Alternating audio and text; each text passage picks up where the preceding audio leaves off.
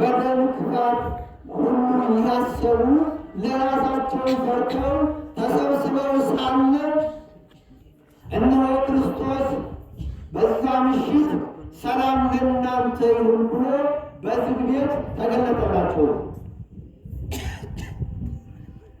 በዝግ ቤት ተገለጠ። ሰላም ለእናንተ ይሁን አላቸው።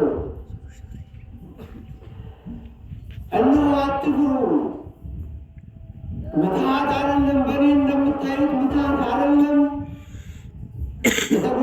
የተወጋውን ጎኔን የተቸነከርኩትን ችካሮች እጄን ሁሉ አይታችሁ መኑ፣ እኔንም እነሆ እኔ ነኝ ብሎ ሰላም አላቸው። በዚህም ተጽናኑ፣ አመኑ። የተወጋውን ጎኑ ሲያዩ፣ እጆቹን ችንካሩ ያረፈበትን ሲያዩ አመኑ፣ ተረጋጉ፣ ተጽናኑ። ጌታ ሆይ በማለት እሱንም ስሙን ጠሩት። በዝግ ቤት እነሆ ቤቱ ተዘግቶ ሳለ በመካከላቸው ተገለጠ። አምላክ ነውና የሚሳነው የለምና ሁሉን የሚያደርግ ነውና በዝግ ቤት አይደለም፣ ከዚህም በላይ መስራት የሚችል ከሃሊ አምላክ ነውና በሰው ስናስበው የሚከብድ ነው። የተወጋውን ጎን አሳይቷቸዋል።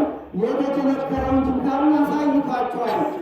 ምትሃት እንዳልሆነ ሥጋውን አሳይቷቸዋል። በአካለ ሥጋ ተገልጾላቸዋል። እንግዲህ በዚህ ጊዜ እንዴት ተከሰተ፣ እንዴት ገባ ስንል ለአእምሮ ይከብድ ይችላል።